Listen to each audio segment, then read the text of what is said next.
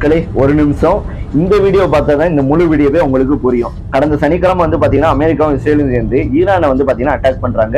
5 எண்ணெய் கிடங்குகளை வந்து அட்டாக் பண்றாங்க. 5 எண்ணெய் கிடங்குகளை நைட்டு வந்து அட்டாக் பண்ணதுல ஃபுல்லா அந்த ஈரானோட நகரம் இருக்கு பாத்தீங்கன்னா அந்த தெருக்கள், அந்த தெருல நெருப்பு வெள்ளமே நெருப்பு ஆறே வந்து பாத்தீங்கன்னா ஓடி இருக்கு.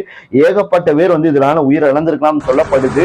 இந்த ஒரு சம்பவம் நடந்து முடிஞ்சதுக்கு அப்புறம் தான் இந்தியாவில் எல்பிஜி சிலிண்டரோட பற்றாக்குறை ஏற்பட்டிருக்கு. உலகம் முழுக்க வந்து கச்சா எண்ணெய் ரேட்டு $100 தாண்டி போய்கிட்டு இருக்கு. இப்படி பல சம்பவங்கள் இந்த ஒரு சம்பவத்துக்கு அப்புறம் வந்து பாத்தீங்கன்னா நடந்திருக்கு.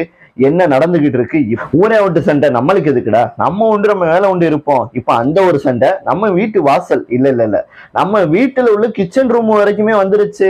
எல்பிஜி சிலிண்டர் எல்லாருமே இன்னைக்கு இந்தியா முழுக்க பிரேக்கிங் நியூஸே அதுதான். இப்ப அவசரமா வந்து பாத்தீங்கன்னா நம்ம பிரதமரை வந்து பாத்தீங்கன்னா ஆலோசனை கூட்டம் போட்டு ஆலோசனை நடந்து முடிஞ்சிருக்கு. ஆனா யாருமே பயப்படவே தேவையில்லைங்க. இது ஒரு மேட்டரே வந்து பாத்தீங்கன்னா கிடையவே கிடையாது. ஏன்னா இது நிறைய பேர் வதந்தியை கிளப்பி விட்டுக்கிட்டு இருக்காங்க. இது வந்து அவ்வளவு பெரிய ஒரு மேட்டரே வந்து பாத்தீங்கன்னா கிடையாது. இப்ப நம்ம தமிழ்நாட்டுல மட்டுமே வந்து 20 நாளுக்கான எல்பிஜி சிலிண்டர் அதாவது எரிபொருட்கள் வந்து பாத்தீங்கன்னா இருக்கு நம்ம தமிழ்நாட்டுல மட்டும். இப்படி இந்தியாவில் வந்து பாத்தீங்கன்னா கிட்டத்தட்ட 50 நாட்களுக்கு தேவையான எரிபொருட்கள் வந்து பாத்தீங்கன்னா இருக்கு அப்படின்னு வந்து சொல்லப்படுது. அவ்வளவுதான் வாங்கி நம்ம குமிச்சு வச்சிருக்கோம். ஏன் இன்னொரு வார்த்தை நான் சிம்பிளா சொல்லணும்னா, நம்ம இந்தியாவுல எண்ணெய் சுற்றி இருக்கும் ஆலயங்களே வந்து நிறைய இருக்கு. அது எத்தனை பேருக்கு தெரியும்? எண்ணெய் சுற்றி இருக்க ஆலயங்கள் நிறைய இருக்கு. எண்ணெய் கிடங்குகள் நிறைய வந்து நம்ம இந்தியாவில் வந்து பாத்தீங்கன்னா இருக்கு. நம்ம முற்றிலும் வந்து நம்ம வெளிநாட்டை நம்ம நம்பி வந்து பாத்தீங்கன்னா கிடையாதுங்க. நம்மகிட்ட வந்து கிட்டத்தட்ட 50 நாட்களுக்கு தேவையான எரிபொருட்கள் இருக்கிறது. மத்திய அரசாங்கம் எண்ணெய் நிறுவனங்கள் இருக்காங்க, நம்ம இந்தியாவில் இருக்கக்கூடிய எண்ணெய் நிறுவனங்கள், அவங்களுக்கு வந்து நீ வந்து மற்ற பொருள்லாம் தயாரிக்கிறியோ இல்லையோ எல்பிஜி சிலிண்டரோட உற்பத்தி அதிகப்படுத்து, 100% வந்து அதிகப்படுத்தணும் அப்படின்னு வந்து உத்தரவு வந்து போட்டிருக்காங்க. இன்னொரு ஒரு ஆபத்தான ஒரு சுச்சுவேஷன் வந்து இந்தியாவில் இருக்குங்க. அதாவது வந்து நம்ம விவசாயிகள் இருக்காங்க பாத்தீங்களா, அவங்க வந்து யூஸ் பண்ணாங்களா உரம், அந்த உரத்துக்கு தேவையான மூலப்பொருட்கள்லாம் வந்து மிடில் ஈஸ்ட் கண்ட்ரி இந்த குவைத் இந்த மாதிரி நாட்டுல இருந்து தான் அந்த மூலப்பொருட்கள்லாம் வரும் அந்த உரம் தயாரிக்கிறதுக்கு. அந்த மூலப்பொருட்கள்லாம் இப்ப வந்து கம்மியாகிக்கிட்டே போகுது அப்படின்ற ஒரு சில தகவலும் வந்து பாத்தீங்கன்னா இருக்கு. இது எங்க போய் முடிய போகுதுன்றது தெரியல. கடந்த திங்கட்கிழமை வந்து பாத்தீங்கன்னா கரெக்டா வந்து $119.50 வந்து பாத்தீங்கன்னா கச்சா எண்ணெயோட ரேட் வந்து பாத்தீங்கன்னா போய்கிட்டு இருந்திருக்கு. அதுக்கப்புறம் வந்து இன்னைக்கு காலையில வந்து பாத்தீங்கன்னா டொனால்ட் ட்ரம்ப் வந்து என்ன சொல்றாருன்னா, எப்ப போர் வந்து முடிஞ்சிரும், போர் இன்னும் கொஞ்ச நாள்ல வந்து முடிஞ்சிரும், முற்றிலும் வந்து முடிஞ்சிரும் அப்படின்னு வந்து பாத்தீங்கன்னா உடனே வந்து அறிவிக்கிறாரு.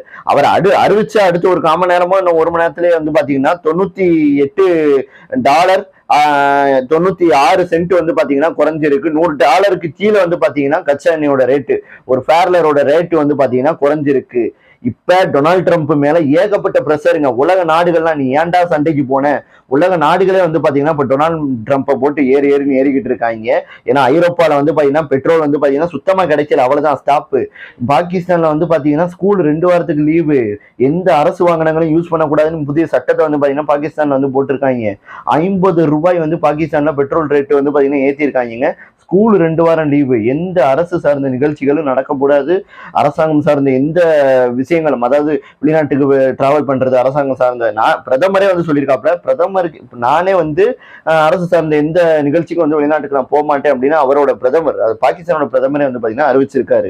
இந்தியாவில் கச்சா எண்ணெய் எப்போ ரேட்டு வந்து ஏறும், பெட்ரோல் டீசல் விலை வந்து எப்ப ஏறும், ஏன்னா பாகிஸ்தான்ல ஏறிடுச்சு அப்படின்னு சொல்றாங்கல்ல, எப்ப ஏறும் அப்படின்னு கேட்டீங்கன்னா, அதுக்கு வந்து மத்திய நிதித்துறை அமைச்சர் நிர்மலா சீதாராமன் அவங்க வந்து என்ன சொல்லியிருக்காங்கன்னா, கச்சா எண்ணெயோட ரேட் வந்து பாத்தீங்கன்னா அமெரிக்கா டாலர் படி $130 என்னைக்கு கச்சா எண்ணெய் ரேட் வந்து தொடுதோ, என்னைக்கு ஏறுதோ அன்னைக்கு வந்து நம்ம இந்தியாவில் வந்து பெட்ரோல் டீசலோட விலை வந்து ஏறும்னு வந்து சொல்லப்பட்டிருக்கு. இப்போதைக்குன்னு நம்ம இந்தியாவில் வந்து பணவீக்கம் அந்த பிரச்சனைன்றது இந்தியாவில் வந்து கிடையாது.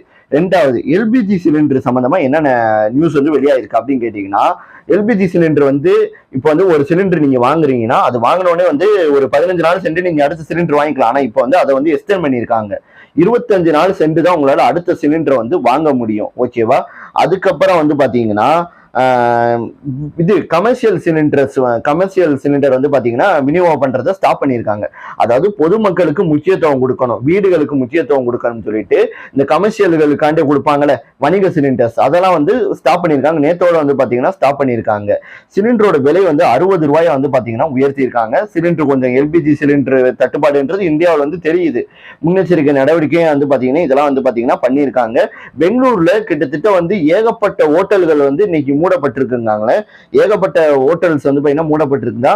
ஒரு சில ஹோட்டல்ஸ் வந்து பாத்தீங்கன்னா என்ன சொல்றாங்கன்னா, சிலிண்டர் வந்து பாத்தீங்கன்னா எங்களுக்கு வர்றதுக்கு ரொம்ப தாமதமாகுது. ஆமாங்க, 8 நாள் வரைக்கும் இனிமே நீங்க சிலிண்டரை புக் பண்ணா வரதுக்கு கொஞ்சம் தாமதமா ஆகும். இது வந்து சிட்டிஸ்ல மட்டும்தான், நகரங்கள்ல மட்டும்தான் இந்த ஒரு இது வந்து பாத்தீங்கன்னா இருக்கு. ரொம்ப லேட் ஆகும் ஆர்டர் பண்ணா. இது வந்து நகரங்கள்ல. அதே மாதிரி சென்னைகள்லயுமே வந்து ஹோட்டல் சங்கம் வந்து பாத்தீங்கன்னா என்ன சொல்லியிருக்காங்கன்னா, சென்னையில 10,000 ஹோட்டல்கள் வந்து சென்னையில இருக்கு. 10,000 ஹோட்டலுமே வந்து இப்ப வந்து இந்த கமர்ஷியல் சிலிண்டர் வந்து கொடுக்கலன்னா ரொம்பவே கஷ்டம் அப்படின்னு இருக்காங்க.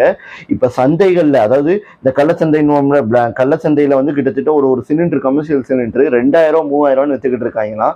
நம்ம சென்னை பெங்களூர்ல மட்டும் கிடையாதுங்க, கொல்கத்தா, மும்பை, இந்தியாவில் பல நகரங்கள்ல வந்து இந்த பிரச்சனை தான் வந்து போய்கிட்டு இருக்கு. நிறைய ஹோட்டல்கள் இன்னைக்கு மட்டுமே மூடப்பட்டிருக்கு. நிறைய சில ஹோட்டல்கள்லாம் வந்து பாத்தீங்கன்னா அவங்களோட வெரைட்டி டிஷ் எல்லாம் வந்து வெரைட்டியான சாப்பாடெல்லாம் வந்து பாத்தீங்கன்னா குறைச்சு அத்தியாவசியமான உணவு மட்டும்தான் வந்து கொடுத்துக்கிட்டு இருக்காங்க. இதுல இன்னொரு பெரிய விஷயம் என்னன்னா, பெங்களூர்ல ஏகப்பட்ட ஐடி, அதாவது நம்ம தமிழ்நாட்டை சேர்ந்தவங்களே ஏகப்பட்ட பேர் பெங்களூர்ல போய் இந்த ஹாஸ்டலு ரூம்ல எல்லாம் தங்கி வேலை பார்த்துக்கிட்டு இருக்காங்க. அவங்க எல்லாம் வந்து இந்த ஹோட்டல்ல தான் நம்பி இருக்காங்க சாப்பாடுக்கு. நிறைய ஸ்டூடெண்ட்ஸ் இருக்காங்க. அவங்க எல்லாம் வந்து என்ன பண்ண போறாங்கன்றது தெரியல. ஆனா மத்திய அரசாங்கம் வந்து என்ன சொல்லியிருக்காங்கன்னா, கல்வி சார்ந்த நிறுவனங்களுக்கும் ஆஸ்பத்திரி சார்ந்த நிறுவனங்களுக்கு வந்து முக்கியத்துவம் கொடுங்க. எல்பிஜி சிலிண்டர், கமர்ஷியல் சிலிண்டர் வந்து அவங்களுக்கு வந்து கொடுங்க அப்படின்னு வந்து அதாவது அனுமதிச்சிருக்காங்க. விமான எரிபொருளை பத்தி கவலைப்பட தேவையில்லைங்க. விமானம் வந்து ஸ்டாப் ஆயிருமா என்னம்னு. ஏன்னா விமான எரிபொருளை வந்து அதாவது நம்ம தான் வந்து தயாரிக்கிறோம். அதை வந்து பாத்தீங்கன்னா ஏற்றுமதியும் நம்ம தான் வந்து பாத்தீங்கன்னா பண்ணிக்கிட்டு இருக்கோம். நம்மகிட்ட வந்து தேவைக்கு ஏற்றபடி, தேவைக்கு மேலேயே வந்து பாத்தீங்கன்னா விமான எரிபொருள் வந்து இந்தியாட்ட வந்து கைவசம் இருக்குன்னு அபிஷியலா தகவல் வந்து இருக்கு. எல்பிஜி சிலிண்டர் வந்து தட்டுப்பாடு ஆயிடுச்சா, இப்ப இதை நம்ம மக்கள் வந்து பாத்தீங்கன்னா ஒரு தொழிலா பார்ப்பாங்க. என்னன்னா, அதிக சிலிண்டரை வந்து வாங்கி வச்சுக்கிட்டு அதை கூட ரேட்டுக்கு வந்து பாத்தீங்கன்னா கள்ள சந்தையில விற்பாங்க. இப்ப அவையிலகாண்டி ஒண்ணு சொல்றேன், இஸ்மான் சொல்லிட்டு ஒரு சட்டத்தை வந்து பாத்தீங்கன்னா இப்ப இந்திய அரசாங்கம் வந்து கொண்டுட்டு வந்திருக்காங்க. இந்த சட்டப்படி வந்து நீங்க மாட்டுனீங்கன்னா 7 வருஷம் வந்து பாத்தீங்கன்னா ஜெயில் அப்படின்னு வந்து ஸ்ட்ரிக்டா வந்து பாத்தீங்கன்னா சொல்லியிருக்காங்க. எல்லாருக்குமே போகணும்னு சொல்லிட்டு தான் வணிகம் கமர்ஷியல் சிலிண்டரை வந்து பிளாக் பண்ணி வச்சிருக்காங்க. நீங்க வந்து இந்த ஒரு தேவையில்லாத விஷயத்த பார்க்க வேண்டாம்.